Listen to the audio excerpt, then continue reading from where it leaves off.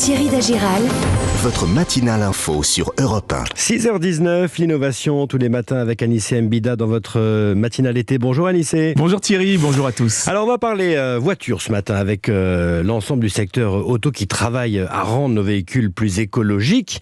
Alors ce matin, vous nous dites qu'on pourra bientôt aller plus loin encore en construisant des carrosseries en bois. Oui, ça fait penser aux breaks des années 50. Je ne sais pas si vous voyez, Ouais. Ils avaient souvent un plaquage bois sur les portières ou sur le coffre. Et c'était pas simplement pour le côté esthétique ou le côté écologique, c'était avant tout parce que le bois est plus léger que l'acier.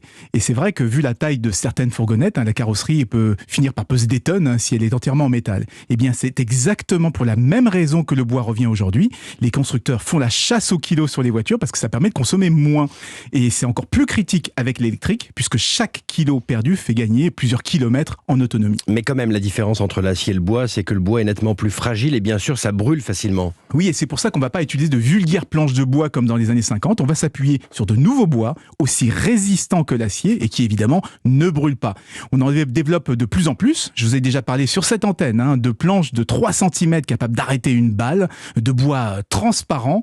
On est vraiment capable de donner au bois des propriétés extraordinaires aujourd'hui.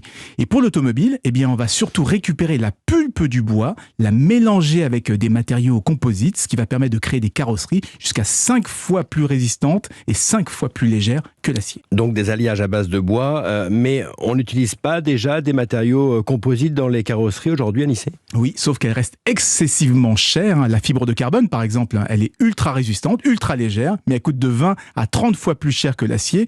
Du coup, on la réserve aux Formule 1 ou aux voitures très haut de gamme, alors que ce bois composite, lui, il pourrait être produit quasiment au même prix que l'acier, et ça change tout. Donc ne soyez pas surpris de retrouver de plus en plus de bois dans les voitures. L'innovation signée Anissé Mbida, demain Anissé.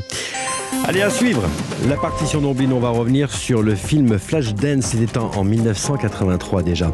Et puis à 6h30, ce sera l'info avec Alban Le Prince, les incendies en Gironde avec la fatigue psychologique des pompiers.